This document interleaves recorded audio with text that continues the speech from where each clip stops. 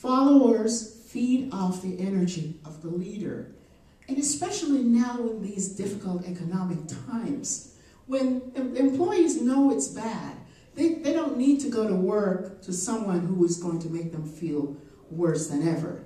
You know, I saw a recent Gallup poll about the U.S. workforce, and it said 11%, only 11% of the U.S. workforce is emotionally engaged in what they do.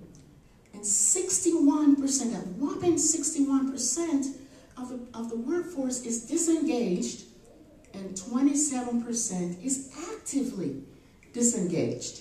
You know, Deepak Chopra was talking about these stats in a TV interview, you know, and he referred to that 27% who are actively disengaged as, quote, the group that's unhappy, but they come to work to make others unhappy.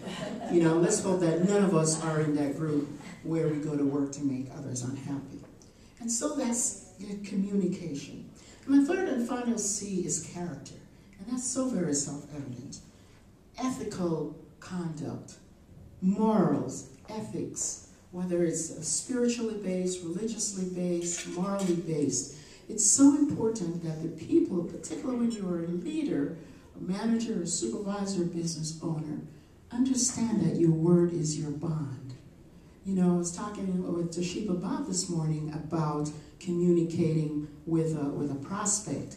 And if your product doesn't do what it says it does, then don't tell them it does, or find someone else to provide them with that service. Because you're not just selling a product, you're selling a relationship, whatever that is. You know, Tony with her cookies, she's selling a relationship. And so you force this relationship with these people, they'll come time and time again. They'll go out of their way to get to you, and they'll tell their friends about you. And so I've talked about the 3 C's, and obviously there's so many other characteristics of effective leadership. I've talked about creating the vision. Communicate is more than just talking. And character, it's integrity. It creates trust. In the beginning of my talk, I asked you 3 questions. First, I asked you whether or not you thought you were an effective leader, or were on your way to being an effective leader, or understood the importance of effective leadership. Secondly, I asked you, how do you know a true leader when you saw them? And the third, how might being a more effective leader help to improve your life? And I'll sum up finally with a story. A story about a father and a husband who did not go past the 3rd grade. One of his daughters was academically gifted, but she had a problem. She was extraordinarily shy. You know, she would hide in a closet or under the bed when company came to visit the house. She would walk a mile out of her way rather than talk to a friendly neighbor down the street. She spent one afternoon in a locked stall in the bathroom while the rest of her schoolmates were playing in the band on the stage. And at the age of 10, she understood that she had a problem. And in her 10-year-old mind, she was trying to find a way to break through this problem that was keeping her back. And so she went to her father, and a man who had barely made it past the 3rd grade.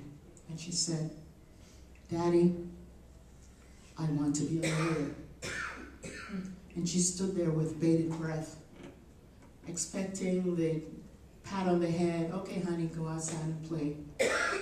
Or, you know, "We can't afford it," or some such nonsense. Instead, that man stopped what he was doing. He looked her in the eye and he said, "If that is what you want to do, we'll do whatever it takes to get you there."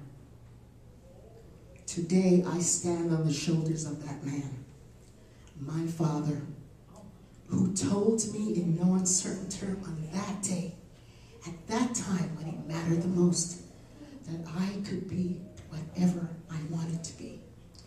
He was a man of influence. He was a leader. And so I know that regardless of credentials, regardless of one's status in life, regardless of formal education, you can change the world for yourself and others. So become a person of influence in all that you do. Thank you.